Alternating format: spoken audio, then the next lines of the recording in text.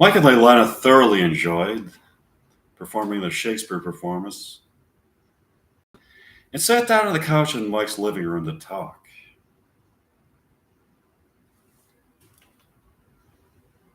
That is such an exhilarating experience to act with you, Leilana. Was for me too, Mike. I'm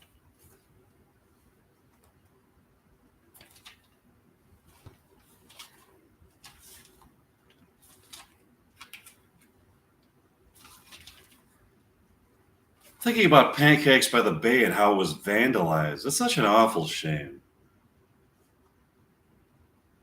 I know, it holds such beautifully sentimental memories for me.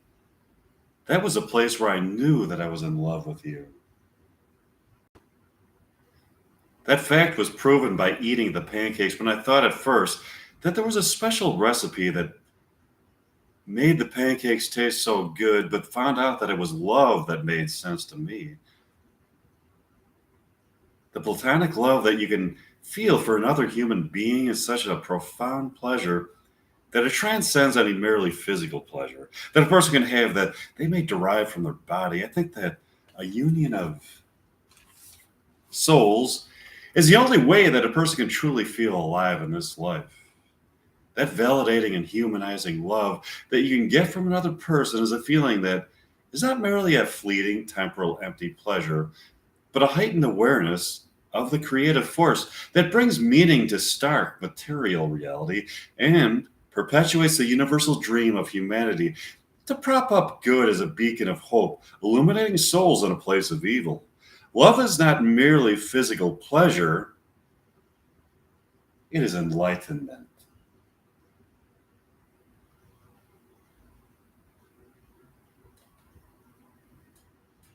In that sense, it can only be experienced by an immortal soul and therefore is proof of the immortal soul. So, yeah, Pancakes by the Bay is more than just a place where I like to pick out on pancakes. It was a place where I first felt enlightened by love.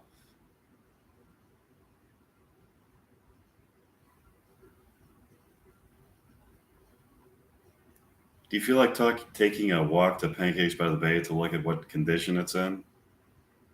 Yeah, let's. Mike and Leilana walk over to Pancakes by the Bay and see that it is in a shambles. Windows are shattered. The cash register has been emptied. The upholstery on the booths has been torn apart. They stole appliances. Food has been tossed about. They painted over beautiful artwork. All of a sudden, Mike gets a phone call. Hello. Yes, this is Mike. What? You were the vandals. I'm here with Leilana. Yeah, you idiots really fucked this place up. Nice job, imbecile. Is there anything else that you're jealous of that you would want to destroy? No, nice try. What?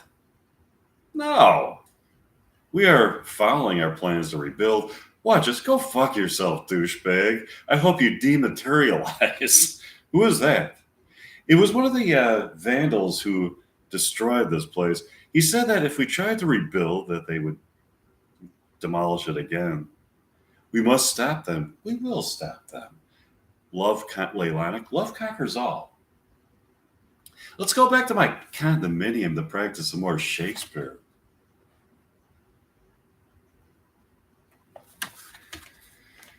Mike and Leilana practice some more Romeo and Juliet. You are such a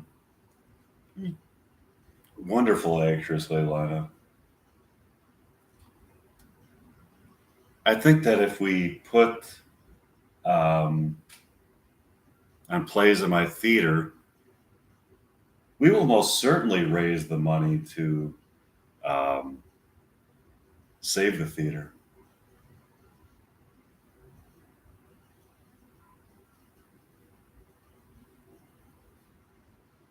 Thanks, Mike. I'm so angry about those idiots destroying Pancakes by the Bay. That's a place that holds memories of a profound love between us. I'll make us some pancakes here tonight.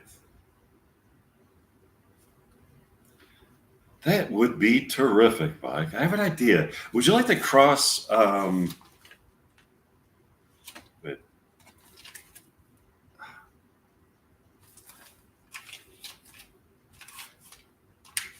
over the reality from the realm of fiction to see if Mike Meyer is with Winona Ryder yet?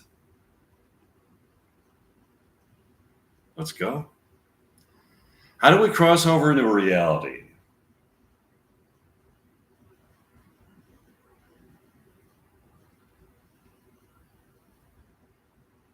Grab on to me, Leilana. We'll soon be transported to reality through a psychic tunnel that I have discovered in deep meditation, where fiction materializes into reality. Mike and Leilana suddenly appear in Mike Meyer's home, where he is writing the very script that they are in.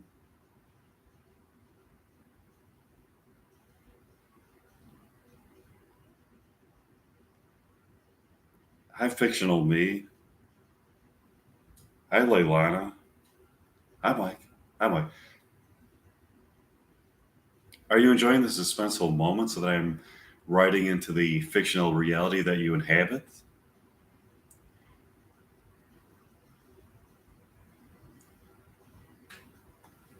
Yes, but we hope you write Pancakes by the Bay back into our reality. That's where the suspense lies. You'll soon find out what is to come next. Have you met Winona Ryder yet? It is my destiny I'll meet her. I hope you write a happy ending for Reality Bites too, Mike. It's a suspense. You'll find out. Mike and Ilana went back to Mike's condominium in San Francisco and practiced some more Shakespeare dialogue. Mike and Leilana crossed back over into fiction.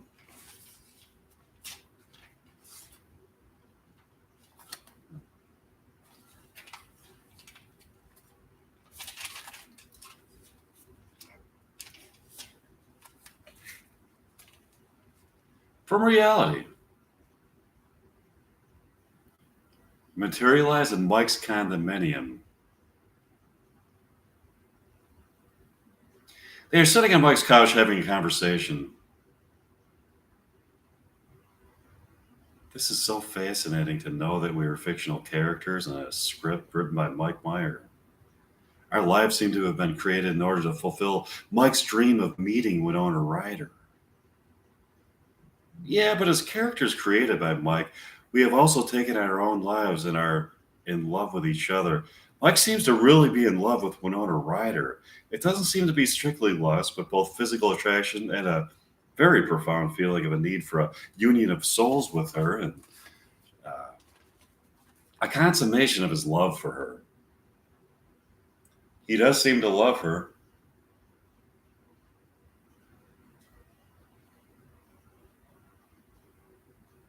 It seems like a beautiful love. Do you feel like taking a walk to Pancakes by the Bay to see if we can fix it? Sure, let's go. Mike and Leilana walked to the Pancakes by the Bay to find that it has been rebuilt and redecorated by the very people who vandalized it. It has been rebuilt and redecorated to resemble as closely as possible, the set for the scene in Reality Bites, where Troy is reading a John Paul Sartre novel. When he is confronted by Leilana, there are people there who look like Winona Ryder and Ethan Hawke, respectively, and are acting out that scene. They abruptly stopped acting as Mike interrupts them. What the fuck is going on here? One of the vandals, a guy named Hugh, responds, "We have rebuilt and redecorated this place to resemble the set that takes place in the diner where Leilana confronts Troy about problems in the relationship." It's nice to see that you have rebuilt and redecorated it. How is that possible, considering the fact that you were the people who vandalized the place? When the owners found out that we wanted to construct a place where we could act out scenes in reality bites, they approved of it. That's great, Hugh. Is the place still going to be called Pancakes by the Bay? Yeah. That's superb, Hugh. Thanks, Leilana. Let's go back to my condominium and practice some William Shakespeare dialogue, Leilana.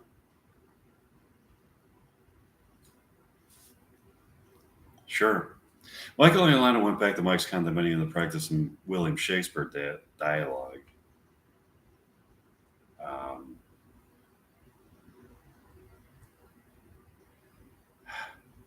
Michael and Leilana get up in the morning the next day.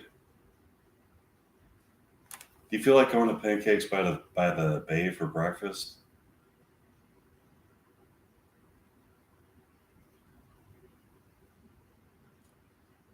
Sure, Mike. Michael and Leilana walk to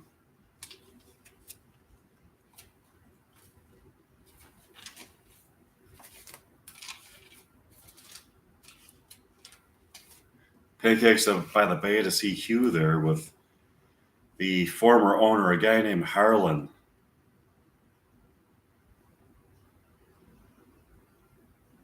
This is beautiful. This place has been transformed into a place where a person can feast on pancakes with his or her lover as they watch a beautiful reenactment of scenes from the movie Reality Bites. It's awesome. I guess I sold it to the right person. It's nice to meet you, Harlan. Hi, Mike. Would you people like to see a performance of William Shakespeare plays performed by me and Leilana? Sure, Mike. Michael and Leilana put on a performance of William Shakespeare plays for the people. Here's an excerpt. I'm going to get my William Shakespeare.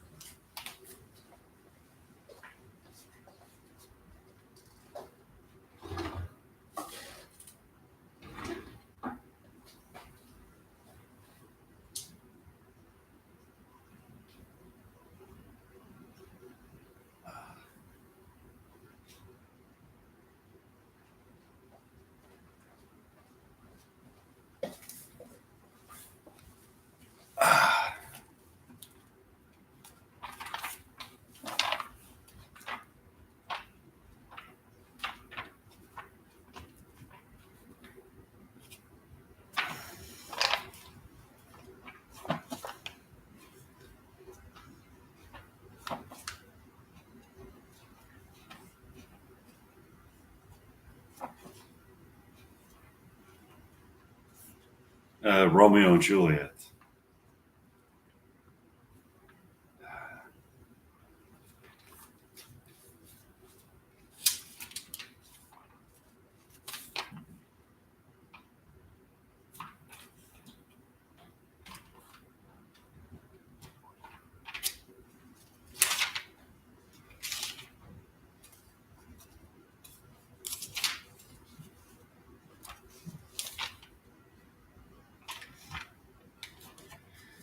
Act 2, Scene 2. Capulet's Orchard. Enter Romeo. He just has scars that never felt the wound. Enter Juliet above the window. But soft. What light through yonder window breaks? It is the east. And Juliet is the sun. Arise, fair sun, and kill the envious moon, who is already sick and pale with grief. That thou her maid art more fair than she. Be not her maid, since she is envious. Her vestal livery is but sick and green, and none but fools do wear it. Cast it off. It is my lady, oh, it is my love. Oh, that she knew she were. She speaks as she says nothing. What of that? Her eye discourses. I will answer it. I am too bold. 'Tis not to me she speaks, to the fair stars in all the heaven, having some business to entreat her eyes to twinkle in their spheres till they return. What if her eyes were there, they in her head? The brightness of her cheek would shame those stars, as daylight doth a lamp. Her eyes in heaven would through the airy region stream so bright, that birds would sing and think it were not night. See how she leans her cheek against her hand? Oh, that I were a glove upon that hand, that I might touch that cheek. She speaks. Oh, speak again, bright angel. For thou art as glorious as night being over my head as a winged messenger of heaven unto the white upturned wondering eyes of mortals that fall back to gaze on him when he bestrides the lazy pacing clouds and sails upon the bosom of the air. O Romeo, Romeo, wherefore art thou, Romeo? Deny thy father, refuse thy name.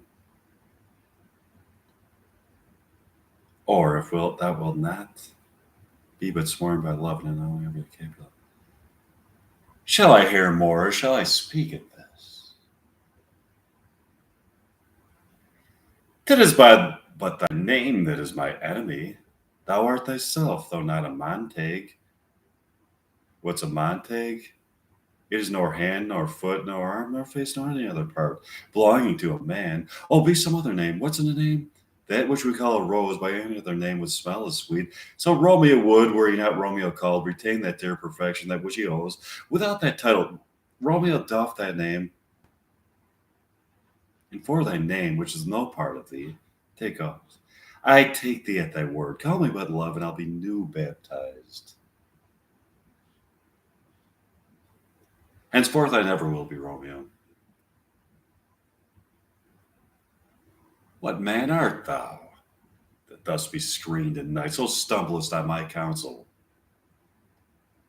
By a name I know not how to tell thee who I am. My name, dear saint, is hateful to myself, because it is enemy to thee. Had I had written, I would tear the word. My ears have not yet drunk 100 words of thy tongue's uttering. Yet I know the sound. Art thou not Romeo and a Montague? Neither, fair maid, if either thee is like. How canst thou hither, tell me, and wherefore? The orchard walls are high and hard to climb. And the place death, considering who thou art, if any my kinsmen find thee here. With love's light wings did I overperch these walls. For stony limits cannot hold love out, and what love can do, that dares love attempt. Therefore thy kinsmen are no stop to me. If they do see thee, they will murder thee. Alack, there lies more peril in thine eye than 20 of their swords. Look thou but sweet numbing proof against their enmity.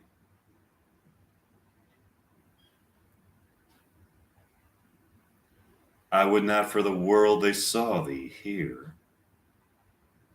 I have night's cloak to hide me from their eyes. And but thou love me, let them find me here.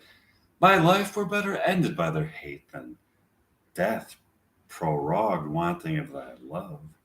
By whose direction foundst thou out this place? By love that first did prompt me to inquire.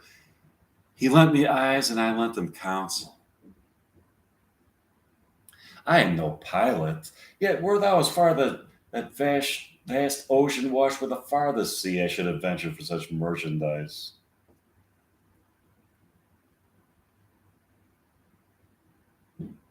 Thou knowest the mask of night is on my face, else would a maiden blush bepaint my cheek. For that which thou others may speak tonight, fain would I dwell on form, fain deny what I have spoke. But farewell, compliment.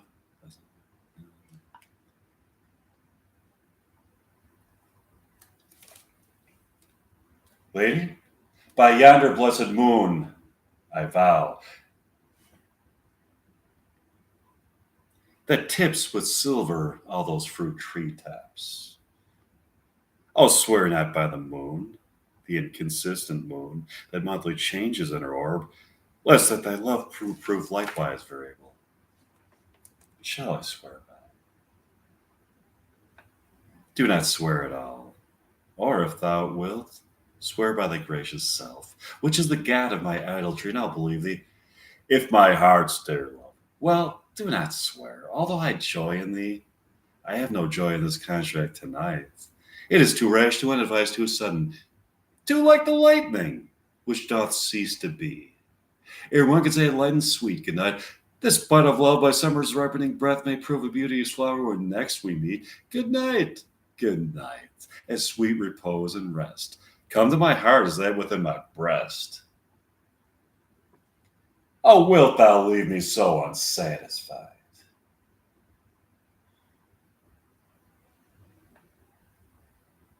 What satisfaction canst thou have tonight?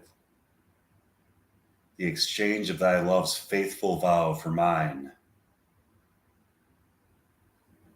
I gave thee mine before thou didst request it, and yet I wouldn't were to give again. Wouldst thou withdraw it? For what purpose? Love? But to be frank, and to give it thee again. And yet I wish for the thing I have. My bounty is as boundless as the sea. My love is deep. The more I give to thee, the more I have, for both are infinite. Nurse calls within. I hear some noise within. Dear love, adieu. Anon, good nurse, sweet Montague, be true. Stay but a little, I'll come again. Oh, blessed night, I am afeard. Being a night, all this is but a dream. Too flattering sweet to be substantial. Re-enter Juliet above. 3 words, dear Romeo, and good night indeed. If that thy bent of love be honorable, whatever. I come anon, but if thou meanest not well, I do beseech thee, madam, by and by I come to cease thy suit and leave me to my grief. Tomorrow will I send. So thrive, my soul. 1,000 times good night. 1,000 times the worse to want thy light. Love goes toward love to hissed, Romeo, hissed over Fox and Bush. It is my soul that calls upon my name. How silver sweet sound lovers' tongues by night, like softest music to attending ears. Romeo, my dear, at what o'clock tomorrow shall I send to thee? By the hour of 9. I will not fail. 'Tis 20 years till then. I have forgot why I did call thee back.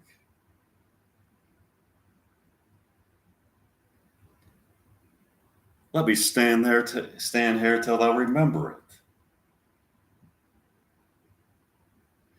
I shall forget to have thee still stand there, remembering how I love thy company, and I'll still stay. To have thee still forget, forgetting any other home but this. 'Tis almost morning, I would have thee gone, and yet no farther than a wanton's bird that lets it hop a little from her hand, like a poor prisoner in his twisted gyves, and with a silk thread plucks it back again, so loving jealous of his liberty.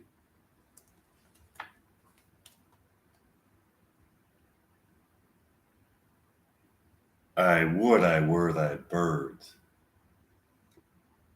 Sweet, so would I. Yet I should kill thee with much cherishing. Good night, good night. Parting is such sweet sorrow that I shall say good night till it be morrow. Sleep dwell upon thine eyes, peace in thy breast. Would I were sleep and peace, so sweet to rest. Hence, all my ghosts helps, blah, blah, blah.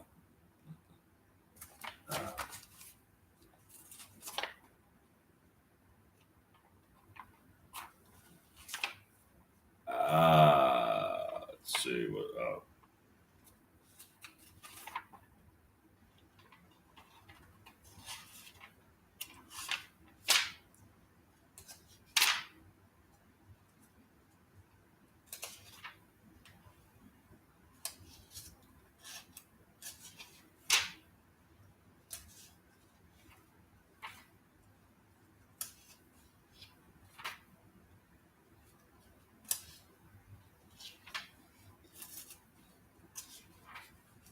Where the fuck is that? Okay.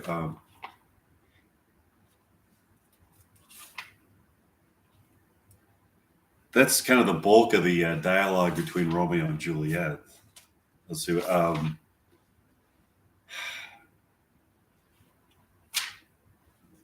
rest of it is like other people.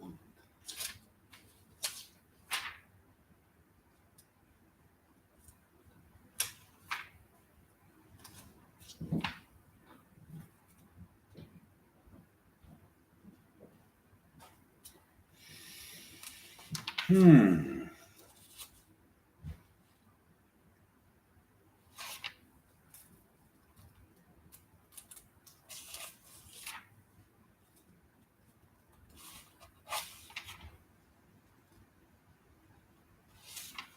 I don't know.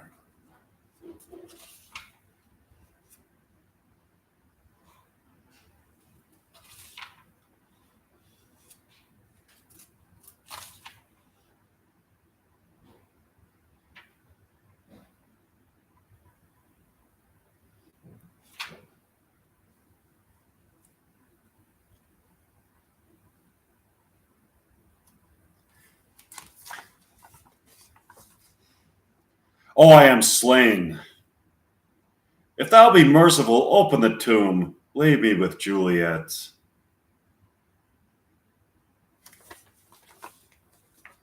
In faith, I will. Let me peruse this face. Mercurio's kinsman, noble county Paris. What said when betossed soul did not attend him as we rode?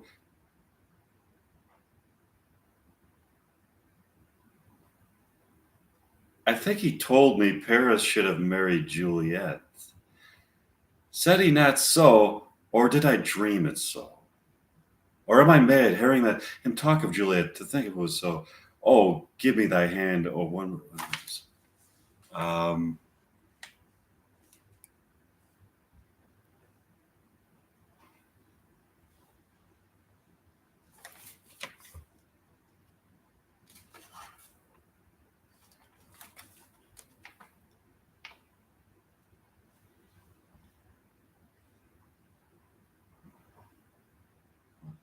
oh, that was enough. Okay. See you soon.